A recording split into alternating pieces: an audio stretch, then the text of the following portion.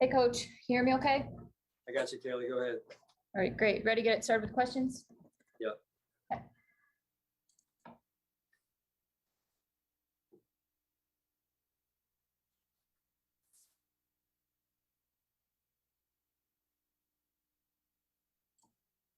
We're having trouble hearing you, so we're going to go to Thad. Hey, Sean, you hear me okay? Yeah, I got you, Thad. Just real quick, any injuries from yesterday that popped up today? No. Should be in good shape here. You talked yesterday about wanting to make the point that the defense was Leslie Frazier's defense. Can you expand on that a little bit and talk about what things Leslie or maybe any of the other defensive assistants have done to make it more their defense than when they first joined you and probably were working more of something that you wanted to install? Yeah, I just think that as a head coach, because when I was a defensive coordinator, I was around that relationship scenario a little bit where you got a head coach who's a defensive guy, and so I wanted to make it clear that Leslie runs the defense, and we've got a great staff with the guys that are on the defensive staff.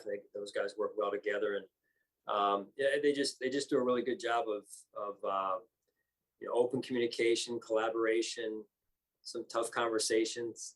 I can promise you, week to week, day to day. But it's all trying to get us to the right answer.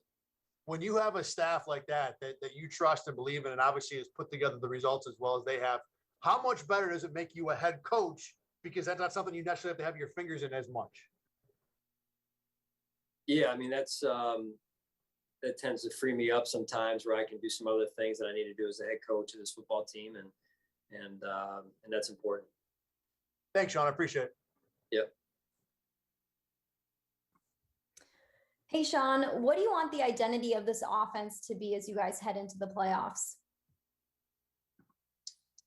I think, man, that's a deep question. I would like to start by, being fundamentally sound, taking care of the football. We did a good job of taking care of the football yesterday, and then again, as I said before, being a two-dimensional threat is, I think, the best type of threat you can be. And what have you liked about the offense in the last 4 weeks? You guys finish out as the second best rushing offense here in the last 4 games of the regular season. Yeah, getting Devin going, I think, has been good for our offense, and I think the line enjoys that when they can come off the ball and move their feet and get their pads down. Most linemen like that, so that's been good to watch, and I think the receivers have done a good job, and tight ends as well in the blocking part of that. Thanks. Sure. Hi, Sean. Adam Benini. We all know division games are tough just because of the familiarity between the teams and that sort of thing. But talk to me about the challenge, I guess, of going against these guys now for a third time this year, really in such close proximity. And in particular, this opponent with that head coach and their ability to tactically change things up. Yeah, they're incredible that way, and how they can change things up, and what Coach Belichick does to stay a step ahead. So we obviously have our work cut out for us, and it's a short week in some regards here. So we've got to get ourselves ready to go in a short amount of time, and so that'll be the challenge for us. What are your takeaways from the December 26th win in Foxborough? I thought it was offensively we were able to move the ball at times, and we took care of the football, and I think we played complementary football enough to get a win against this team, which is very difficult to do. How much was that? I don't know, a springboard. It was part of a 4-game run for you guys in response to some previous losses, but how much of a springboard was that, given the history and given the nature of the division and everything that kind of went into that? Yeah, it's always good to win, Adam, that, and build some confidence and get some momentum going down the stretch like we did. Thank you, Sean. Appreciate it. Yep. Hey, Sean, it's Jackson over in Rochester. How you doing? Good. How are you? Not bad, thanks. Along the lines of that, you feel there's maybe a little more excitement going against the Patriots here with the rivalry and the intensity that you guys always have when playing each other? Do I feel like there's a little more Excitement? Yeah, intensity or excitement going against them as maybe opposed to a team outside of the division. Well, we have a great amount of respect for them, what they've done over the years and championships they've won. So I think, at the end of the day, it's a tournament at this point, and you play who they tell you to play and when they tell you to play and where they tell you to play. So it'll be a big challenge for us. What's impressed you the most about Singletary of late? Just his determination, I think. Really, he's the stick-to-itiveness he's had all season long, and then to come into form, or at least to reap the dividends of his hard work through the course of the season. I think that's I'm sure for him got to be rewarding, and then for our football team as well. Thanks, Sean. Yeah. Hi, Sean. It's Jay with the Buffalo News. First off, do you have any updates on Emmanuel and FA? Do you know their practice status for this week? We'll just take it one day at a time. They're both progressing, but we'll see where it leads them. Okay. And then secondly, you're at the time of the year now into the end of the regular season where you hear reports about interview requests. There are a couple in regards to Leslie and Joe today. First of all, I guess, can you confirm those? And second of all, how do you balance wanting those things to happen for your staff and being excited about those opportunities with your staff focusing on the task at hand when the games matter more so now than before? Yeah. If this is a time of year for things like that, and some of the organizations out there that made some moves, whether during the year or today, are looking to get going and find their head coach. With respect to Joe, I won't get into Joe's situation. I'll get into Leslie's situation because it's on my staff here. Nothing official yet at this point, but would certainly be very happy for Leslie if he had that opportunity. I think he's earned it. Excellent. Thanks, Sean. Have a good week. You too.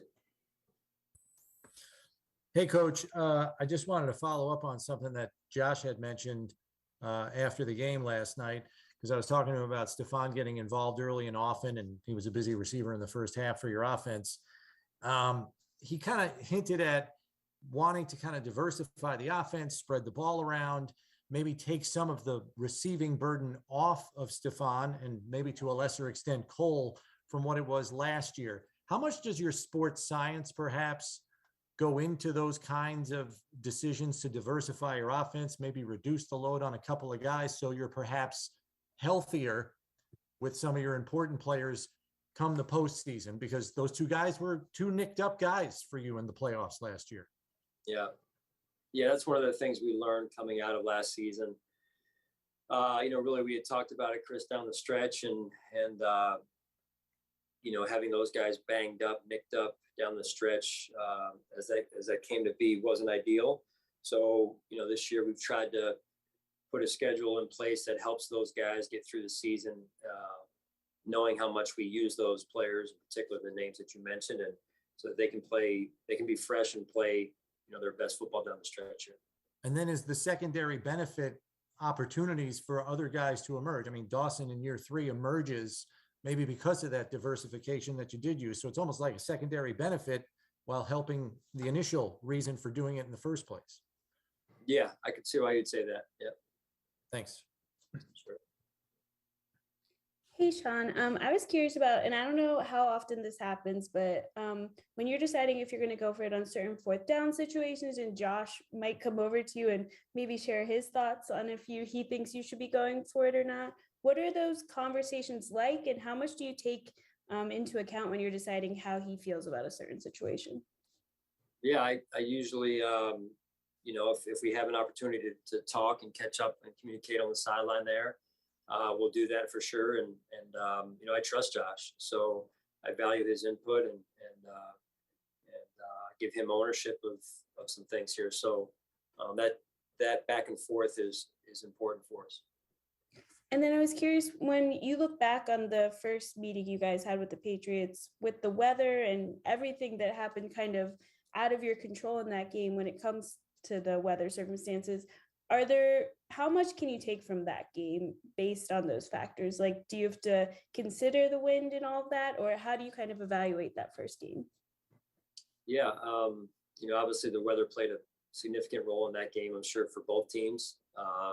So you take what you can out of that game and you evaluate it, and we'll see what the weather's like come Saturday night.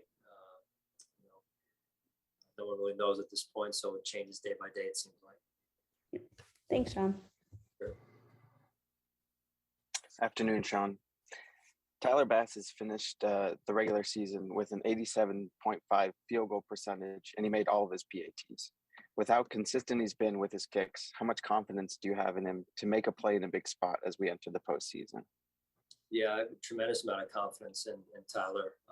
He's had a nice year, and the work that he's done with Reed and Matt has been outstanding in a lot of ways. What does it say about him that he's been so consistent, even with all the wild weather that you've played through the season? Yeah, that's we've had quite a bit of this wild weather, as you mentioned, Dante, and I just think it's where we live. It's where we play half of our games at least, and so you got to be wired in such a way that you can handle that and push through it. And I think he's done a really good job of that. Thank you. Mm-hmm. Hey, Sean, your defense finished #1 in the league in the regular season in points allowed per game and yards allowed per game. I mean, just how much of an accomplishment is something like that? I know there's still a lot of more football ahead of you guys, but just to reflect on having to be able to do that, that's pretty hard to do in this league. Yeah, it is. It's hard to be #1 in anything in this league. But I would to do it both in yards and points allowed is very challenging. So my hat goes off to those guys. Really proud of those guys and the work that they put in. It didn't come easy, and those guys have put in a tremendous amount of work, the coaches included. And then the offense on the other side is I think top 5 in terms of yards, 3rd in points, I think, give or take. So I might be wrong on that, but so anyway, but I get into numbers, but sometimes not too much. At the end of the day, you want to play your best football on the field.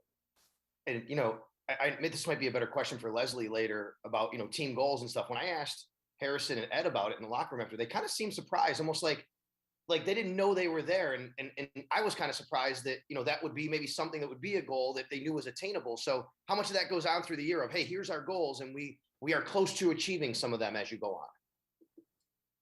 Yeah, I mean, in terms of that side of the ball or specific side of the ball being, #1, I just think those are secondary to the bigger, larger team goals, Sal. And so I appreciate the fact that those guys put those team goals first, and the other goals, behind that. So it's a byproduct again of playing good ball and doing things right. So it's a stepping stone for us.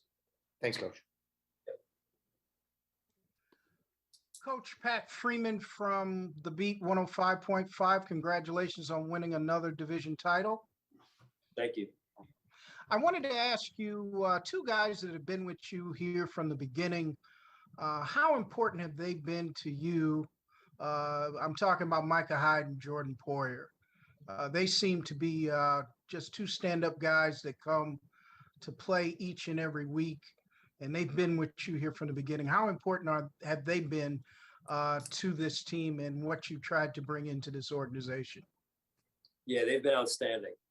2 very fine young men that just handle their business the right way. They're professional in their approach.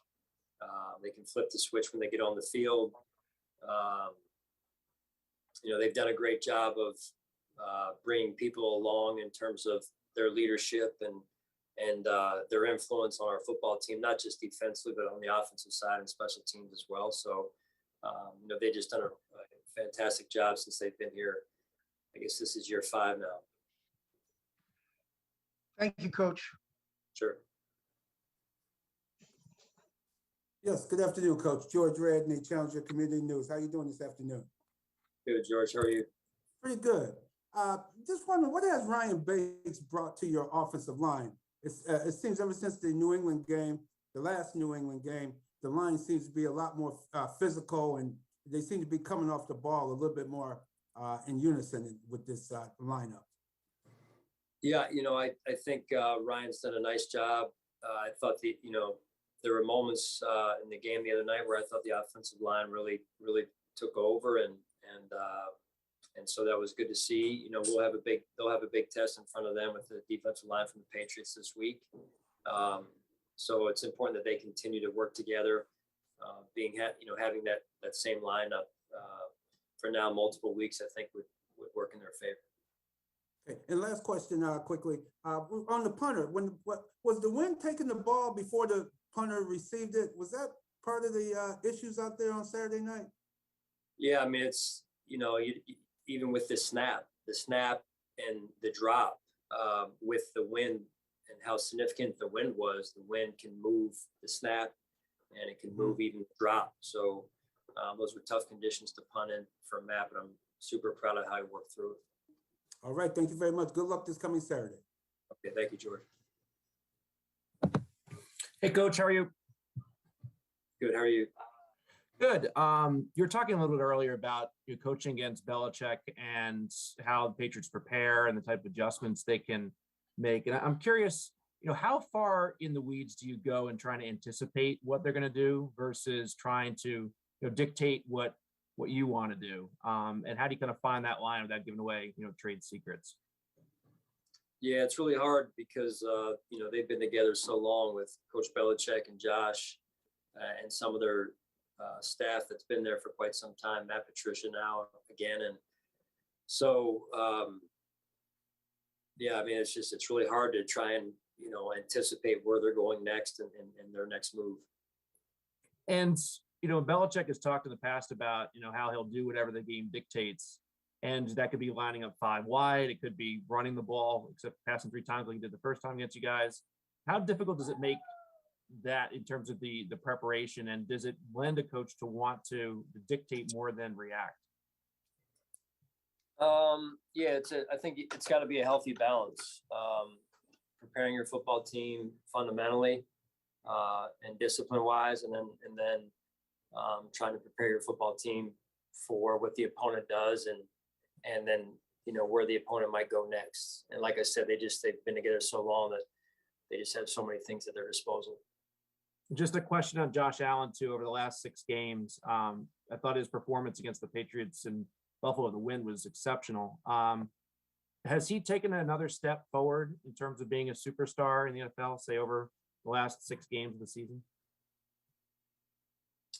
Well, I think Josh continues to grow.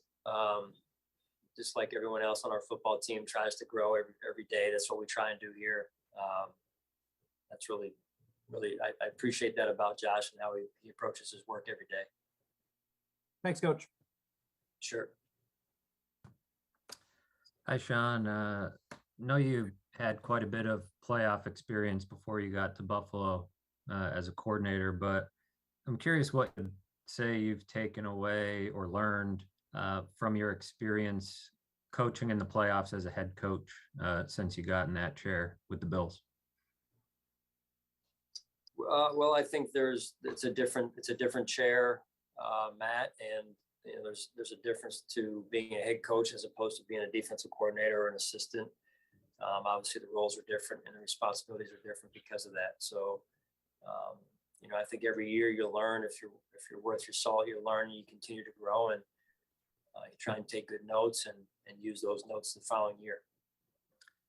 On a player level, how much do you think this late season experience and playoff experience that your guys have gotten kind of helped you in the last month here, when you guys turned things around, really probably second half of that Bucs game and on?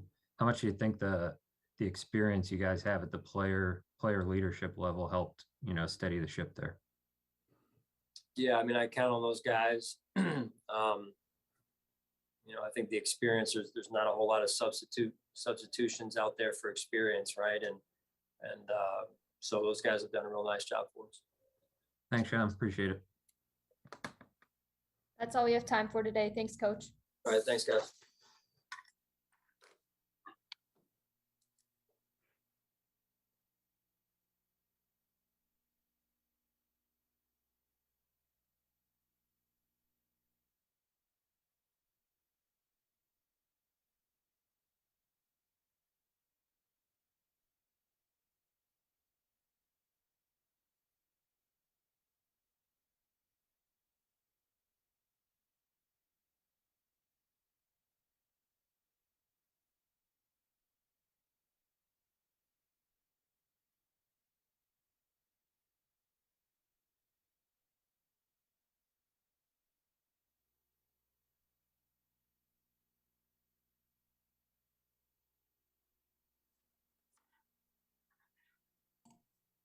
Hey, Coach, can you hear me okay?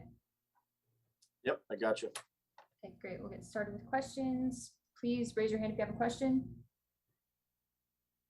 Start with Maddie. Hey, Dabes. Hey, Maddie, how are you? Good, how are you? Good, thanks. What is the uniqueness of playing a team for the third time in the playoffs in all your coaching years? I'm sure you don't enter the first round of the playoffs and think, hey, the team we're going to play against is going to be someone that we've already played twice this regular season. Yeah, it's a good question. I mean, we've played them here recently towards the end of the season in a short time frame. And obviously we're going to be matched up against them Saturday night. So there's some good familiarity with the players and the matchups and things like that. But, you know, schemes change. Each game is its own game. And particularly against a team like this, you know, that couldn't be more true. Thanks. You got it.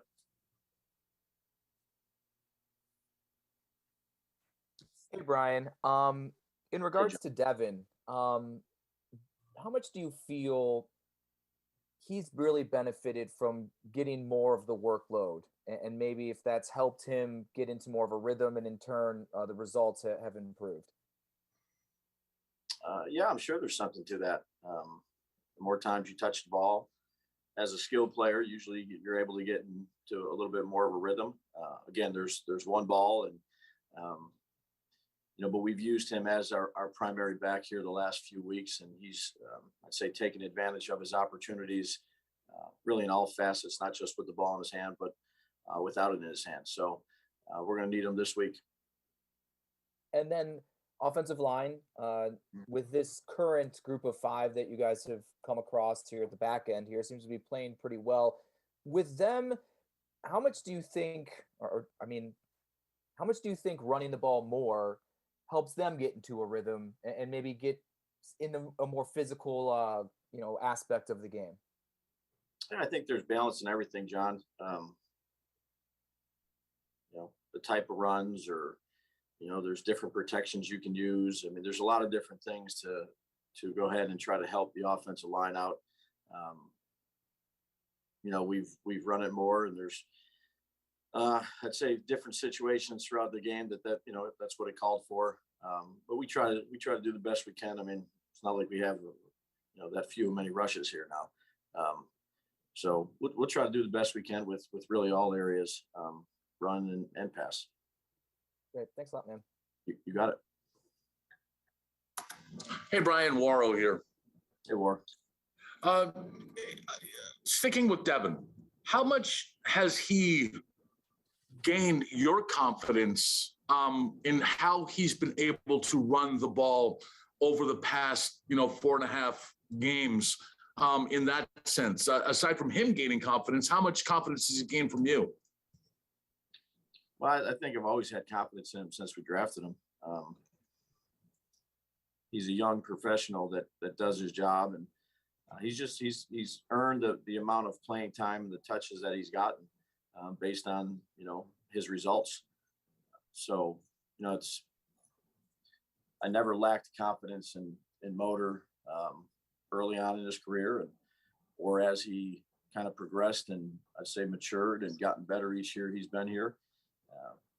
I just think he's earned this opportunity and he's done a good job with it. And from an overall offensive perspective, are we seeing the signs of the offense? I mean, things change every season, and are we seeing the signs of the offense acquiring this season's identity down this stretch? Yeah, well, we're going to always try to do what we think for that game. That'll never change. So, we're just going to try to do the best we can this game and put together a plan and try to go out there and execute. Fair enough. Thanks, Brian. You got it. Coach Pat Freeman from the Beat, 105.5 out of Rochester. How you doing? Congratulations on winning the division. Thanks, Pat. How are you? I wanted to ask you a question. I've been noticing the last few weeks your big guys have been moving around a little bit. Is that by design in your running offense, or you starting to diversify that short game attack? In what regard, Pat? I noticed that Deion Dawkins is trapping more, moving a lot more, and you're moving your guys around. Mitch Morris, who's excellent at pulling. I'm seeing some different types of runs there. Is that just things you've kept in there waiting to use them during the course of the season? Yeah, no, we've used that. It's the running game is a lot like the passing game, Pat, is you try to attack, all areas of the defense. You just don't run outside or just don't run inside or, just run zone. We try to diversify our attack the way we need to. And that could change week to week. My last question for you, Coach. How important has Darrell Williams been to you? You've asked him to go outside, inside. Do people understand how difficult that is in your preparation? There are different things you have to do. How important has he been for you this year? Yeah, he's been an important piece for us. We've asked him to play both spots. And he's done it sometimes the night before the game where we're making a switch based on some of the changes we made relative to COVID and things like that. But he's been a true pro and handled his responsibilities, his job, the way you would expect. All right, thank you, Coach. Good luck to you. Thank you, Pat. Have a good day. Hey, Brian, it's Jay with the Buffalo News. How you doing? Good, Jay. How are you? Good, thanks. I don't know if you caught Josh's answer yesterday when he was asked about Stefon and getting him to 100 catches. He had a kind of deadpanned. There was a financial incentive involved there, but it was a pretty good answer, and I thought it kind of shed some light into their relationship. How have you seen those two guys grow together as teammates in a couple of years here? Yeah, I think the relationship is important, and I think they have one on and off the field. In order to build trust, you have to have good relationships.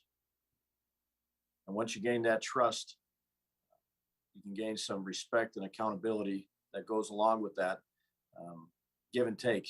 And I think, they have trust with one another. They certainly have respect for one another.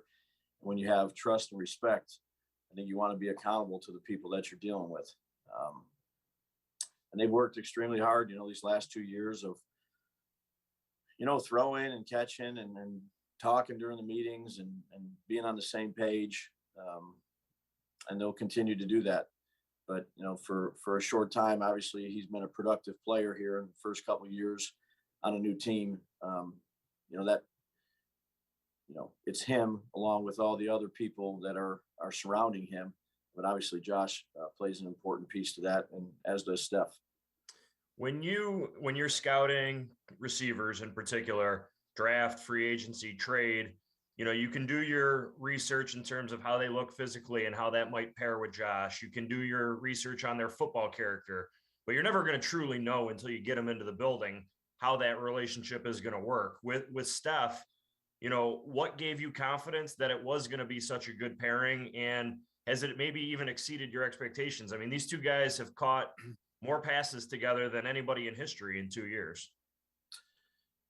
Well, look, when you get new players on your team, whether it's by draft or free agency, I think it's important to, it's a clean slate for everybody. And then it's your job as a leader to develop a relationship with your new players.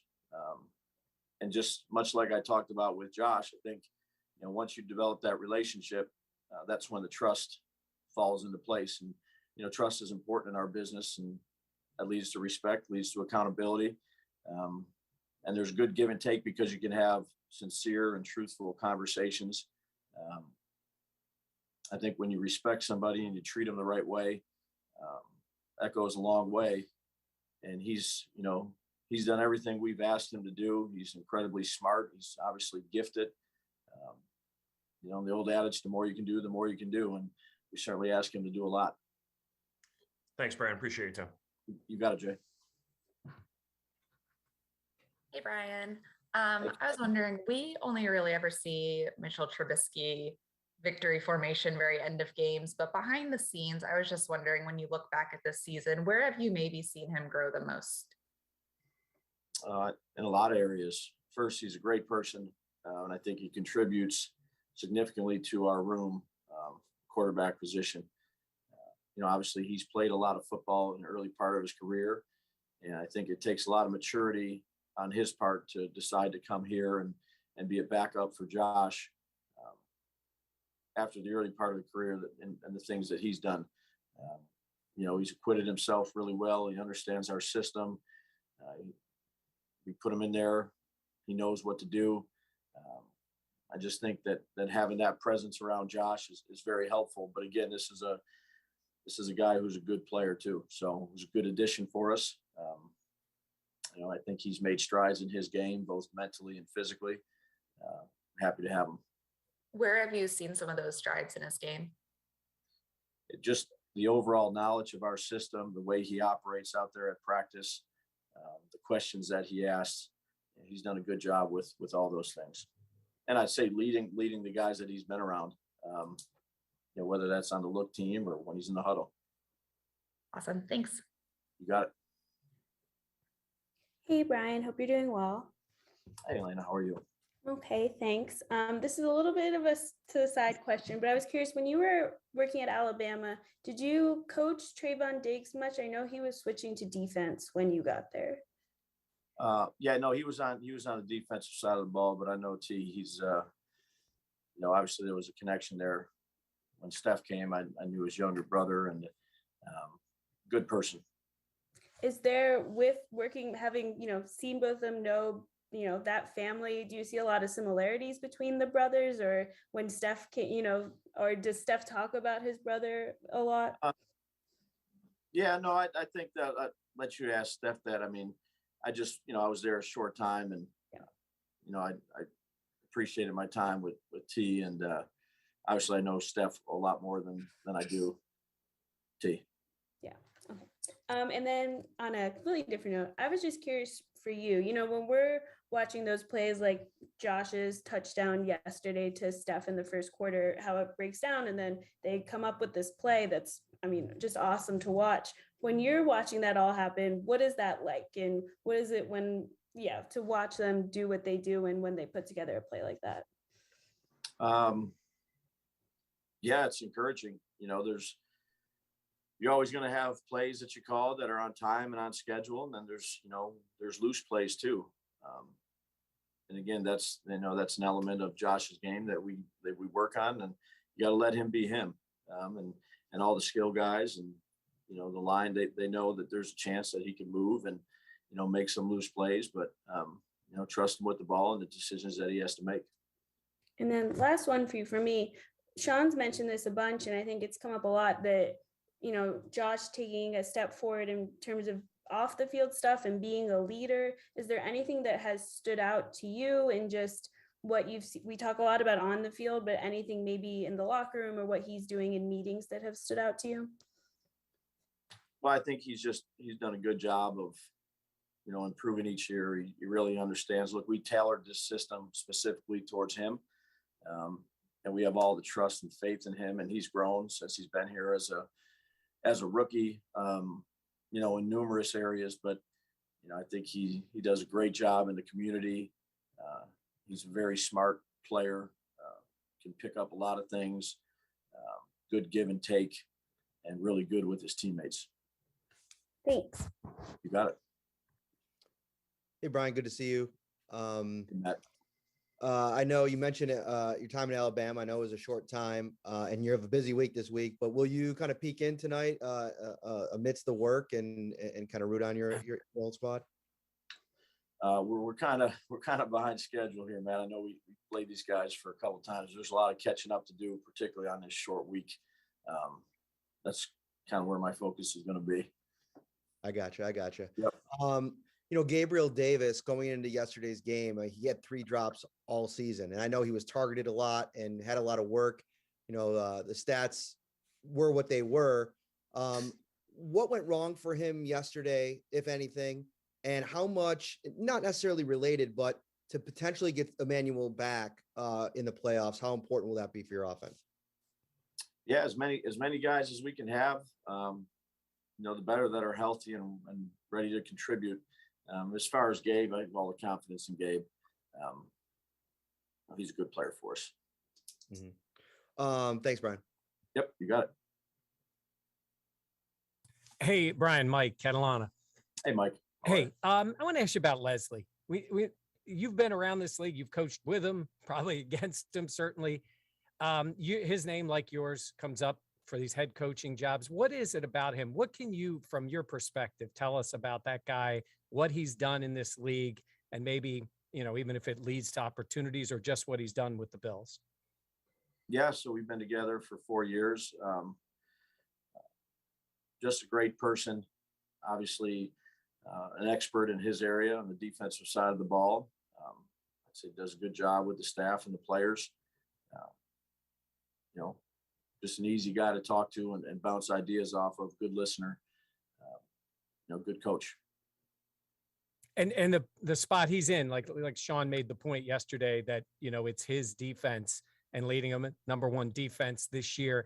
He seems so, from our perspective, easygoing. You see him in meeting rooms, you see him around. That's who this guy is all the time? Yeah. Yep. That's who he is. It's worked for him. Okay. Thanks, Yep. Brian. Yep. You got it. That'll do it for today. Thanks, Coach. Thanks, guys.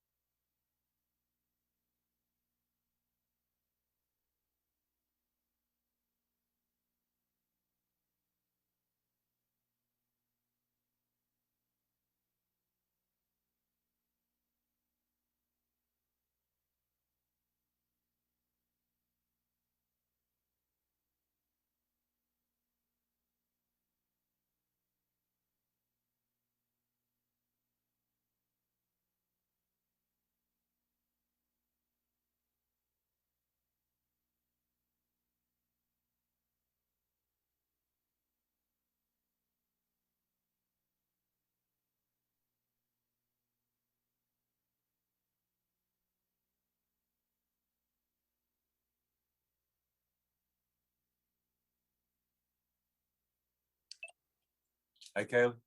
Leslie, can you hear me okay? I can't. All right, great. Ready to get started with questions? Okay. Hey, Leslie, John Morrow. How you doing? Good, John. How are you today? I'm good. I'm good. Congrats on, well, I guess, congrats on finishing up a season in which you guys ranked first in so many areas.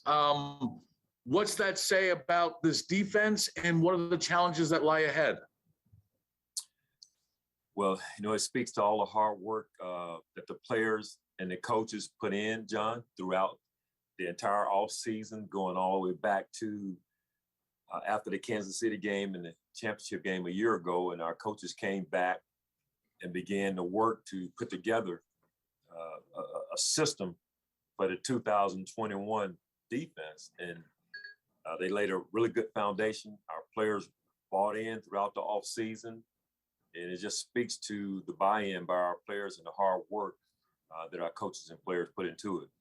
That being said, now we enter a new season, the postseason, where there'll be some other challenges other than what we faced during the regular season, and we'll have to step up and rise to those challenges that come with being a part of the postseason. So it doesn't get any easier. We're going to face some really good offenses, starting it with the offense that we're going to face this weekend. And it just really emboldens you to want to work as hard as you can to put your best foot forward on the biggest stage when you get to the postseason. Secondly, I know you don't want this to be a distraction, but I've confirmed, and there's reports out there that the Bears have expressed interest in your services. What can you share with that? I really don't know anything about it, John. We've been in meetings all day, as you can imagine, on a short week, and we just finished a ball game yesterday. It's almost like you're in a cave, just working as hard as you can to get up to speed on whatever changes you want to make and with the team that we're facing. So I have not really followed any news reports, or I really don't know a whole lot about what's going on around the league right now. All the best to you, Leslie. I appreciate the answer. Thank you. Coach Pat Freeman from the Beat 105.5. Congratulations on winning the division. Thank you, Pat. Thank you. I wanted to ask you about that defensive line the last several weeks, especially the play of Ed Oliver and Harrison Phillips, but also Vernon Butler was moving around pretty good yesterday. How impressed have you been with your rotation and delivering the things that you've needed to be successful the last few weeks? Yeah, I think Eric Washington and Jacques Cesaire, his assistant, they've done a terrific job in really bringing our defensive line along. We were, early in the season, we were going through our rotation, trying to figure things out, and just to make sure that we were playing our best football in late December, early January with our defensive line. And I think that's been the case. And just so proud of Ed Oliver, and you mentioned Vernon yesterday, stepping up and really giving us some pocket push. And to get that many sacks in the final game of the season just speaks to how well Eric and Jock did of keeping our guys fresh and having a rotation where we're not wearing guys out where they can't help us throughout the ball game. So just a terrific job, and it speaks to our depth as well, Pat, that we have really good depth. And that speaks to Greg Russo, Carlos Basham coming in and playing for us and doing a good job, AJ Epinesa.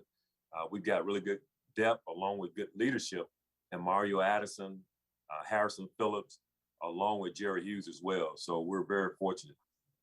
My last question to you, Coach. Congratulations on having the #1 overall defense, but I believe they mentioned that it's the first time that the #1 overall defense has not had a representative in the Pro Bowl. I know two guys that I believe should be there. They're the best safety tandem I've seen in the history of this organization, and that's Micah Hyde and Jordan Poyer. How important have they been for your success since you've been here? Pat, I would concur with you. Those guys are outstanding, and they are deserving of being in that Pro Bowl, along with some of our other guys. I put Matt Milano in there. I put Tremaine in there. Obviously, healthy Tre'Davious, and Levi Wallace has had a really good season for us as well. Ed Oliver has been terrific. But speaking about our safeties, they are the backbone of our secondary. They help us to get lined up. They lead us in so many ways with their communication, and they just create havoc for opposing quarterbacks with their movement, giving them different looks, their disguises.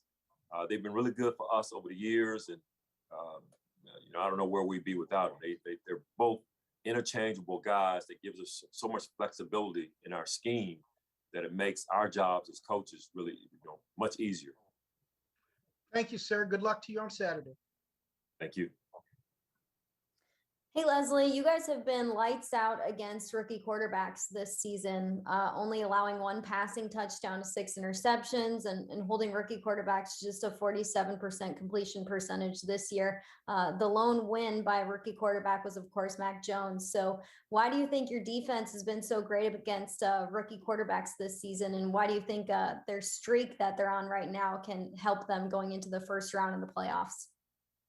Well, there was one other quarterback that got us, Maddie, who was a rookie, and that was in that Jacksonville game, what I want to forget for sure. Oh, yeah, you're right. Yeah, I like to forget that one. But I just think our guys do a good job of just honing in on what, each opposing quarterback likes and what he doesn't like as well. And I don't know if it's as much about the fact that a guy's a rookie or as much as it is about our guys studying and really having a good understanding of their opponent.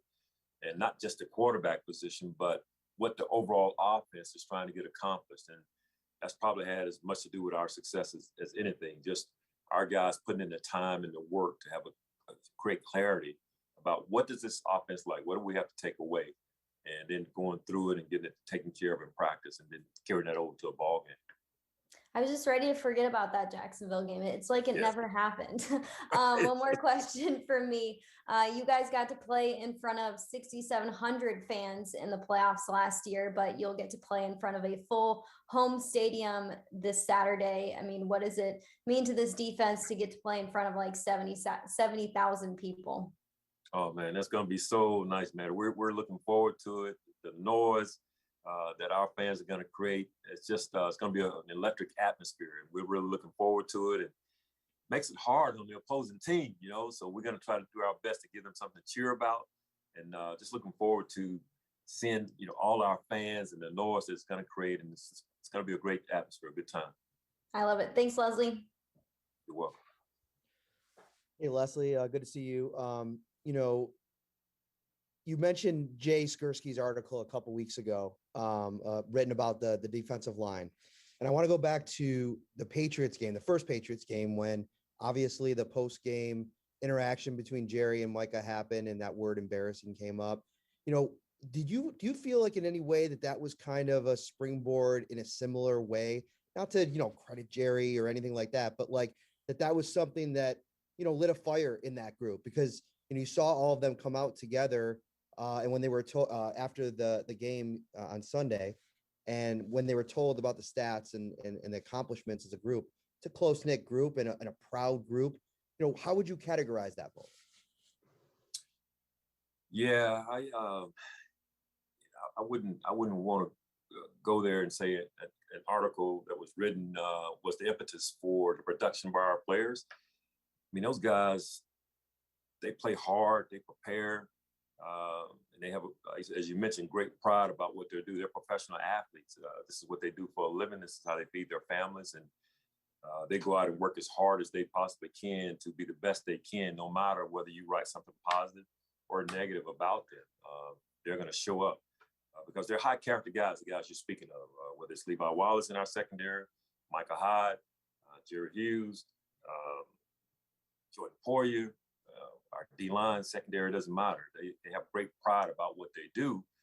And a lot of those guys, they don't even read the newspaper or watch sports because they want to really be locked in on the task at hand and don't want to be swayed or create, anything that's going to become a distraction for them. So to answer your question, they hurt when we don't win as a team or we don't play up to our standard as a defense, no matter what's written or said. And if nothing is said, they're their harshest critics. I mean, they're going to get on themselves when they watch tape and if something wasn't right because of who they are and the type of people that they are, they're going to try to fix it. They're going to try to get it corrected. And that's one of the reasons our guys have, constantly been able to rebound from a difficult period. And that happens in our league, but everybody doesn't bounce back. But when you got high character guys who are talented and really care, they find ways to bounce back. And our guys have done that year in and year out throughout the season, throughout the NFL season, where there's so many ups and downs. So I think it's as much to do about the pride that they have as much as anything. Thank you for that. And if I could ask you about Mac Jones, he's had quite the rookie season, a lot of buzz around him. It hasn't been as good recently. What do you think, when you look at him on film and what he's been able to do, you've played him twice, where he's had success and maybe where he struggled, and what kind of player you guys are going to face on Saturday? Well, he's done an outstanding job as a rookie quarterback, and I would not be surprised if he ends up being voted Rookie of the Year, or he garners a lot of votes for Rookie of the Year. He's played that well, and to get your team to the playoffs as a rookie quarterback, that is hard to do, and he's had a lot to do with their success as a team. So he's been impressive with the way he's been able to manage their offense, make all the throws that he needs to make, and he's supported by a really, really good run game as well. But when he has to make throws, he's shown that he's capable of doing that. So we've been really impressed with what he's accomplished as a rookie, and his future is bright in our league. Thanks, Leslie. You're welcome.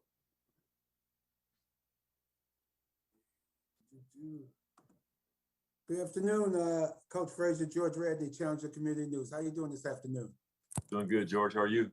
Pretty good. Just two quick questions for you. One, on the defensive side, it seems like the defense now is more aggressive. Is that in tune that they're going after people now? They're going after the line and taking control of that line of scrimmage? I think throughout the year, we've been an aggressive defense. We hit a bump in the road along the way where we maybe didn't have the production that we would have liked, George, but I think that's always been there. It's just coming to the forefront a little bit more as the season has gone on. But our guys have always wanted to be in your face. Let's get this done style defense. So I think it's been there, and we just come on the other side of some tough moments during the course of the season. Yes, and my last question for you: when your opponent is going into the win at our stadium, are you able, as a defensive coordinator, to do different things, to run plays differently, maybe even take liberties, gamble per se on certain plays, because they most likely won't be able to throw the ball a certain distance? Yeah, it definitely changes strategy when the wind affects, say, for instance, the passing game like it has on occasion. Yeah. So you're going to call the game a little bit different when that's the case, for sure. You just got to be smart about what you're doing. But yeah, it would definitely change how you approach the situation when the win is a factor, particularly in the passing game. So it really becomes more of almost a situational type game call? Absolutely. Based on the conditions, you got to adjust. You may have gone into the game with one game plan, but because of the conditions, things have changed, and now you got to go to your next best thing to be able to do. And we've had to do that sometimes at our stadium because it changes. And where the wind is blowing, what direction it's blowing, can change in the middle of a game as well. So you got to be ready to adjust. All right. Thank you very much. Good luck this coming Saturday, and good luck on the coaching interviews as well. Thank you, George. Hello, Leslie. Tim Graham from The Athletic here. I wanted to ask you about Levi Wallace and over the years, how you would explain his career arc. Tim, Levi in so many ways is an unsung hero. When you think about a guy who played at the University of Alabama, ends up walking on and becoming a starter, and then he's signed as an NFL undrafted free agent, which is literally a walk-on in pro football, and ends up becoming an NFL starter, and now to be arguably our best corner with the absence of Tre'Davious. It's a great story for anyone out there that aspires to maybe play at our level, but maybe things haven't always gone your way. Maybe you weren't a five-star player coming out of high school, or even as a college player, you weren't an All-American. But Levi is a great example of what hard work can do, and a belief where you believe in yourself, and then you put in the time in your preparation. And because you're a high character individual, you have a chance to succeed and see your dreams come true. So his arc is still rising. He has not peaked yet. He's had a really, really good season for us. But his story is a very interesting story, one that is inspirational in so many ways. A lot of times when a guy makes a roster as an undrafted rookie, some guys maybe stick around for a little bit, but he's been playing at such a high level. At what point do you just turn the page on that, on that narrative and say, this guy's just good? He slipped through the cracks, but this guy, it's not just because he tried really hard or caught a break. This guy's really good. That's a good question, Tim. I think that's how we feel as coaches and his teammates and our administration as well. I mean, we all feel that way. There are others out there because he is an undrafted guy. And Levi, I'll tell you this, because I went undrafted, I'll always have this target on my chest where people think they can go after me and make plays because I wasn't drafted. And I think that's part of what's allowed him or enabled him to go out and play at such a high level because he has that chip on his shoulder that all these teams passed over me. And now I get a chance to line up against these good wide receivers and really show you that I'm more than capable of playing against these good players. So at some point, maybe others may get away from the undrafted free agent Levi Wallace. But I think for Levi, it's a motivator. I think he'll always keep it there, Tim, just to keep him going in a certain way. Just keep that fire burning. And then real quick, I'm sorry to the others on here who want to ask a question regarding Levi. What stands out from him in the last month and a half since Tre'Davious has been out? How he's stood in there? Yeah, one of the things that stood out for me, and I think the same with John Butler, our secondary coach, who's done a terrific job and really helping Levi achieve great success in our league. His leadership, Tim. Once we lost Tre'Davious, who was arguably one of our top leaders in the secondary, along with Micah and Jordan, but on our defense in its entirety, that left a void, and we were wondering, who's going to step up, who's going to fill that role, both verbally as well as production-wise. And Levi, I mean, he's been terrific as far as helping Dane, communicating with him, talking with him, watching tape with him, really leading the other guys in our secondary that are the next guy up. And we needed that, with the absence of Tre'Davious not being in the building. So that part has impressed me tremendously. He's always been a good player for us, but the leadership part of it, that's been really good to see. Thank you, Leslie. You're welcome. Hey, Leslie, this might feel a little random, but you've given us really good insight on some of the guys on offense just from going against them during practice. And I was curious about Mitch Trubisky, came in after starting for a bunch of years, but now is such a large role on scout team. What have you seen of him this season and him helping prepare the defense for games? Yeah, Kevin, what I see is a professional in every sense of the word. The way he comes to practice every day, you wouldn't know that he's not a starter currently in the league, or the fact that he was a former starter. Because when you're running the scout team, a lot of times you're working off of cards, and you're kind of doing what the coaches ask you to do, and you can almost feel handcuffed at times. Because we've had some other guys who run the scout team and been in that role, and they don't always want to do what you ask them to do, Captain. They want to do their own thing. They want to, you have a card drawn and you want the ball thrown to this person. They want to throw it over here, and you're like, man, this defensive period is not your period, But Mitch is not like that, He understands his role, and he's a professional about the way he goes about it, and he's preparing himself every week to, get in and play if he has to play, and that's what you want from your backup quarterback. So I appreciate how professional he's been and how much of a student of the game he is. I mean, he's learning from our defense and how we do things, but he's also helping us just by going through his progressions when he's working off those cards. Yeah, when you mentioned that learning from the defense, that can prepare him for future things too. How much have you seen that of him being able to see what a defense does and apply it to what he may do in the future? Yeah. So when we have our Friday practice, a lot of times we'll have a no huddle period where it's kind of unscripted, and Mitch will run that for our defense. And you get a chance to see him operate, and you can see the growth from early in the season and his understanding of what he's seeing on defense. Because, our defense is probably a little bit different than some of the ones that he may be preparing for on that particular Sunday.